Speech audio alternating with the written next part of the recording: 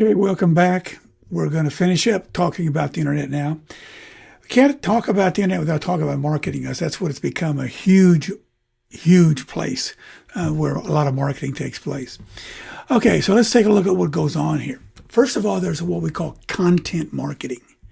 Now, what you do in this case is you're going to provide your visitor with some kind of free, valuable content. You go to a real estate site and they tell you something about real estate laws that you need to know in order to, buy a house. Okay. So they're going to give the customer some resources that can make their businesses improve or make their lives better. Okay. Then we have the personalization. Personalization is when we're going to gear our information to you specifically. We're going to add somebody's name to a marketing email. I do this all the time when I send out notes, and it's amazing how much more response you get. The research says you get 20% more response. I think you get even more than that if you put the person's name on it. It's very easy to do, and it's something that smart marketers do all the time. It also decreases people unsubscribing from your list. So people like to be personalized, so they can do this with online marketing. And marketing is a two-way dialogue now. If you go on X or if you go on, any Facebook, wherever you go, where there's advertisements, TikTok's a good example, you can actually have a conversation as the consumer with the person who's providing that service. That wasn't always the case. It was usually a one-way street. We would see an advertisement of, for Adidas tennis shoes or whatever, and we couldn't make a response. We couldn't ask a question. So now we can do a conversation. We used to use it with Twitter. Now you do the same thing with X. These conversations end up providing much more information for the consumers, and it also leads to more personal relationship. So those are three. Those aren't the only, but those are three things that are going on here on the online marketing. Now, what do people buy when they go online? And this is just a list of some of the things that people buy. The most popular thing is clothes. And now that some of the companies say, we'll give you free returns, clothes has got even more popular. Shoes is another one, which is a part of clothes, I suppose. But this shows you percentages of when people go online, they buy stuff. What percentage of people buy these things? So a lot of people buy clothes, they buy shoes, bags, cosmetics, pet products, books, health products, and electronics. And I want to break this down. I saw a study by this Belvigi company. Kind of interesting to look and see that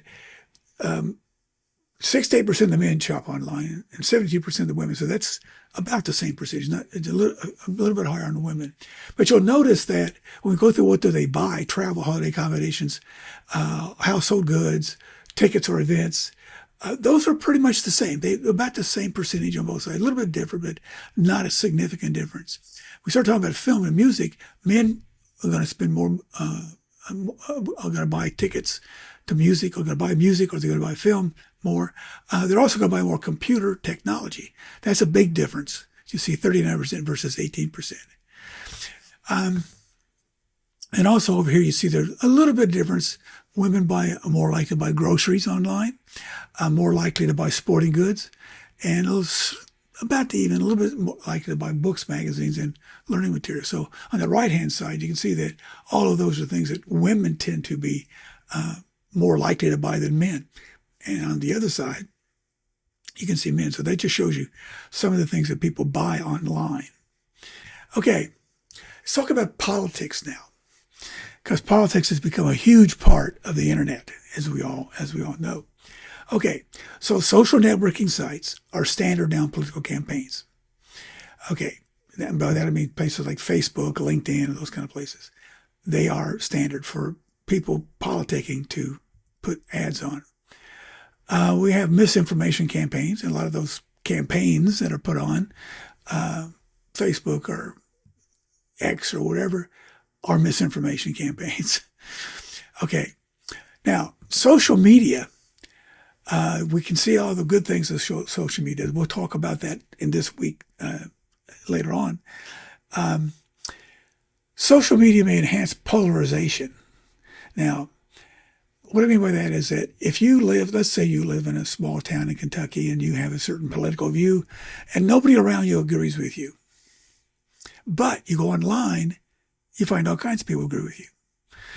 It's what we call an echo chamber. An echo chamber is when you go online and you hang out with people online who believe the same way you do. A lot of people talk about the cult of President Trump's followers, that they hang out with other Magnum members, and so there's an echo chamber. Same thing can be said of the extreme left or the extreme right in politics. People tend to hang out with people that agree with them, and those are echo chambers. And so that increases the polarization, which is one of the really damaging effects that we've noticed with social media, that it can do that. And so there's always claims that you can manipulate votes through hacking. You break into the systems and change the votes. Again, a lot of people feel that happens, and the evidence shows that doesn't happen too much, but it does happen sometimes. And you can often start a protest by going online and creating your own position, and then expanding that and getting more and more people to follow you. And then those might lead to what they call crowdsources, which is bringing people that you contact online into face-to-face situations. That's a very common thing to do to create a real quick crowd. So that's into politics. Okay. So we'll call an end to our discussion of the internet, and we'll move on from here.